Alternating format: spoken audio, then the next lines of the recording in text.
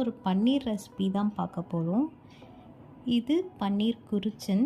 இது ஒரு north Indian dish. இதுக்கு சப்பாத்தி சைட் டிஷ்ஷாக சாப்பிட்டா அருமையாக இருக்கும். தேவையான பொருட்கள்: ஒரு 1 தக்காளி, 2 வெங்காயம் அண்ட் ஒரு ½ கேப்சிகம். நம்ம இப்போ ஒரு பேன் எடுத்துக்கலாம். அதில் ஒரு 2 டேபிள் ஸ்பூன்ஸ் ஆஃப் ஆயில் ஊற்றிக்கலாம்.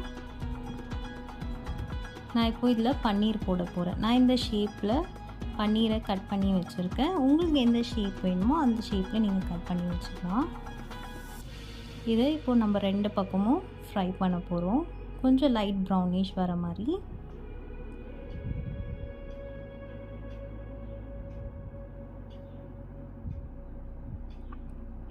நல்லா 2 பக்கமும் திருப்பி போட்டு ஃப்ரை பண்ணிக்கோங்க.